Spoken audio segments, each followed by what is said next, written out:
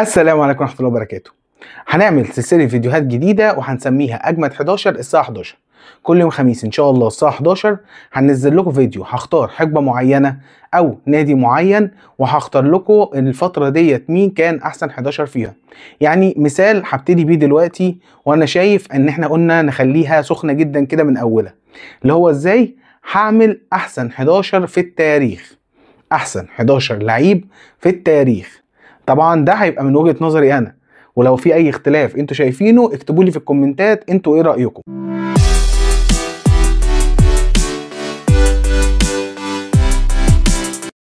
يلا بينا نبدأ بحراسة المرمى.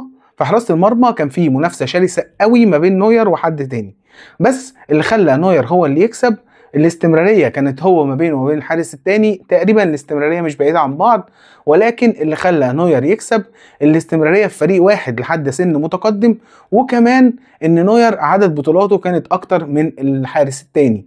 فانا بالنسبة لي نوير هو احسن حارس مرمى في التاريخ. هندخل على خط الدفاع. الباك اليمين كان فيه منافسة شرسة قوي، وما بين مثلا لعيب زي فيليب لام، لعيب زي زانيتي، بس اللي انا شفته ان هو اكتر باك يمين متكامل في العالم هو كافو اللاعب البرازيلي. قائد بصراحة، سرعة، مهارة، عرضيات، فعلا دي حتى كمان دفاعيا فعلا كافو كان باك يمين متكامل. قلوب الدفاع برضو كان فيها حرب شعواء، تمام، لكن اللي كسب بالنسبه لي واللي انا شفته احسن اتنين مساكين في العالم في التاريخ هما ثنائيه لعبوا جنب بعض على طول، نيستا ومالديني. عايز اقول لك نيستا دوت كان اسطوره، كان حكايه. نيستا ده قابل ميسي، طبعا احنا كنا عارفين ميسي وهو عنده 35 سنه، يعني نيستا كان عنده 35 سنه، فعلا كان قافل على ميسي قفله. بص، وعلى فكره وبعد الماتش ده قال ان هو من حسن حظ ميسي ان هو قابلني وهو انا عندي 35 سنه. نيستا كان اسطوره، ومالديني طبعا كان اسطوره، والثنائيه دي كان لازم هي اللي تبقى في تشكيلتي موجوده. ناحيه الباك الشمال ولا انا ولا انتوا هنختلف فيها اكيد، وهو روبرتو كارلوس، احسن باك شمال في العالم جه في التاريخ، لا جدال على كده طبعا. هنروح لنص الملعب. نص الملعب طبعا رقم واحد مفيش اي خلاف عليه برضو، وهو الاسطوره زين الدين زيدان. المكان التاني كان فيه بصراحه ما بيني وما بين نفسي كده محتار ان انا اختار مين، ما بين انيستا وما بين تشافي. انا ملت اكتر في التكامل ناحيه انيستا. والمكان التالت طبعا محجوز لرقم 10 الاسطوري رونالدينيو. التلاتة اللي قدام برضو ما اعتقد برضو ان مش هيبقى فيه خلاف عليهم تماما.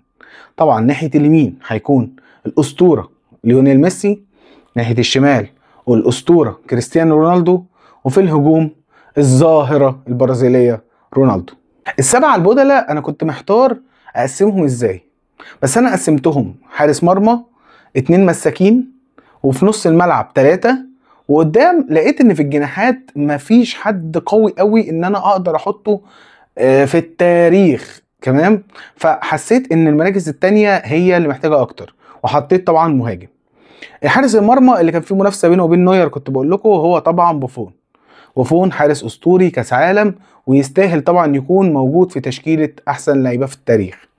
الاتنين المساكين ما ينفعش يا جماعة اتكلم عن المساكين في التاريخ وما اجيبش سيرة راموس، مدافع متكامل حتى هو لسه ما اعتزلش، يعني يمكن انا تشكيلتي كل معظمها او يمكن كلها معتزلين، بس راموس ما ينفعش ما يتحطش.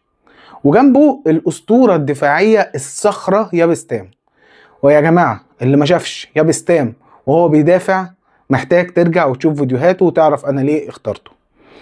نص الملعب كان فيه اللي انا كنت محتار احطه مع انيستا وهو طبعا تشافي، وحطيت معاه اتنين صحراء بيلعبوا بالشوكة والسكينة، واحد اعتزل والتاني لا. اللي اعتزل هو بيرلو، واللي لسه ما اعتزلش الامير لوكا مودريتش. في الهجوم بصراحة ان انا احط المهاجم الاحتياطي كان فيه برضو منافسة شرسة قوي ما بين اتنين على فكرة لسه بيلعبوا لحد دلوقتي، وهما ليفاندوفسكي ولويس سواريز. بس انا من وجهة نظري كأرقام متكاملة، كأسيستات مع اهداف، كلاعب متكامل ينزل يستلم من تحت، مهارة، ممكن يخش على الجناح، بصراحة التكامل ده كله ما لقيتوش غير في سواريز، ما لقيتوش قوي في ليفاندوفسكي. ليفاندوفسكي ماكينة اهداف، بس في ناحيه تكامل اكتر موجوده ناحيه سواريز، فانا بصراحه ملت ناحيه لويس سواريز. وده كان اخر لعيب عندي في الليسته الاحتياطيه.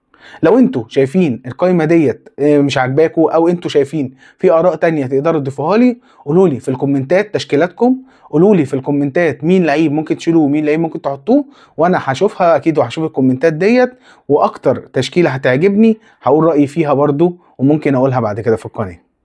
كان معاكم مصطفى جمال الفوتبول شيف.